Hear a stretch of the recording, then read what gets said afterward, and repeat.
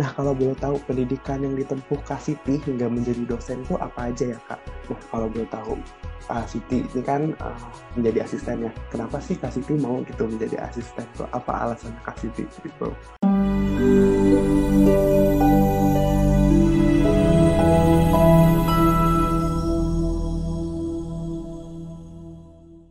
Nah, tadi Kak Siti sempat mention ya kalau misalnya menjadi tutor dan ngajar yang lain. Nah, apakah pengalaman dari seorang asisten nih, dulunya full time asisten, itu membuat Kak Siti, oh, yaudah ini adalah mungkin bakat saya di sini, minat saya di sini, terus akhirnya membuat Kak Siti lanjut nih menjadi dosen atau bagaimana Kak? Mungkin boleh dijelasin sedikit nih.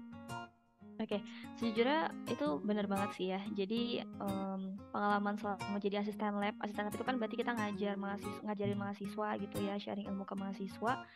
Itu bikin aku ngerasa kayak, oh kayaknya passion nih, hobi nih gitu Wow. kan ya, ngajar ya. Nah, terus ini mungkin aku sedikit cerita journey aku ya. Jadi kan tadi aku jadi asisten lab sispo, terus kemudian pindah ke IT Div jadi analis ya, dimana waktu di IT Div ini kan pekerjaan aku jauh berbeda ya sama waktu jadi asisten, jadi lebih ke teknikal ya, jadi nggak ada tuh ngajar-ngajar lagi. Nah di situ aku ngerasa kayak kok kangen ya ngajar gitu ya, kangen ngelihat kangen punya experience ketemu mahasiswa dengan berbagai macam sifat dan kelakuannya sih gitu ya, kangen juga pengen sharing-sharing ilmu gitu ya. Nah dari situ oh kayaknya ada panggilan nih pengen jadi dosen lagi, pengen jadi dosen gitu ya setelah jadi asisten lab gitu. Nah, akhirnya ya udah aku lanjutin S2 gitu ya supaya bisa jadi dosen gitu sih. Oh, oke. Wah, mantap banget. Mungkin bagi teman-teman Binus di luar sana yang pengen kayak aku passionnya juga ngajar nih, nah mungkin boleh diikutin jejaknya Kak Siti juga gitu ya untuk menjadi seorang akademik gitu. Nah, dari Kak Siti ini kan udah menjadi dosen nih. Wah, kalau boleh tahu udah berapa lama menjadi dosen dan mungkin boleh dijelasin sedikit nggak Kak kayak menurut Kakak tuh apa sih kesibukannya jadi dosen gitu? Biar teman-teman tahu kira-kira oh jadi dosen tuh seperti ini gitu.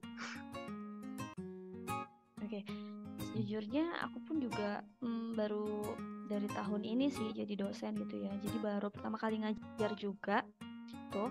Nah, kalau untuk kesibukannya jadi gini, sebenarnya mungkin tadi hobi aku tuh ngajar gitu ya. Jadi dosen tuh udah pasti ngajar. Tapi selain ngajar itu ada kewajiban lain juga yang harus dilakukan sebagai dosen. Nah, kayak ada ngoreksi, yang ngoreksi tugas mahasiswa, terus ngoreksi ujian. Nah, selain itu juga ada harus ngelakuin penelitian, terus pengabdian ke masyarakat. Ditambah kalau di BINUS itu juga harus ikut pengembangan diri, jadi ikut training-training gitu sih. Jadi Hmm. sebenarnya selain mengajar ada kegiatan lain juga yang harus dilakuin. Oke, wah banyak juga ya ternyata kegiatan menjadi dosen ya teman-teman, bukan hanya mengajar, ternyata banyak kegiatan lain yang harus diikuti.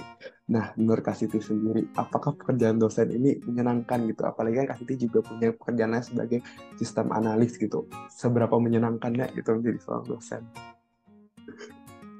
Oke, kalau sejauh ini sih menurutku sangat menyenangkan gitu ya. Karena itu tadi, jadi aku punya experience bisa ketemu mahasiswa-mahasiswa yang masih muda-muda ya, jadi kerasa ikut ke bawah jiwa mudanya juga gitu ya, dengan sifat-sifatnya yang beda-beda gitu ya. Nah selain itu juga bisa kenalan sama dosen-dosen di BINUS ya, selain dari jurusan SI, dosen jurusan lain juga kita bisa ada kesempatan untuk kenalan ya. Jadi dosen yang udah hebat-hebat, yang udah punya banyak pengalaman gitu. Jadi sejauh ini sangat menyenangkan sih untuk jadi dosen. Ah, mantap banget ya buat teman-teman tuh yang mau tahu gimana jadi dosen nih mungkin udah di spill-spill sama Kak Siti gimana.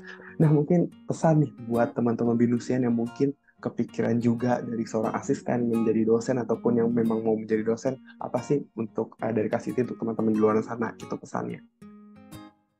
Oke, yang pertama pastinya selesaiin dulu S1-nya, terus dilanjut lagi ke S2 ya, karena itu requirement-nya harus S2 dulu kalau misalnya mau jadi dosen.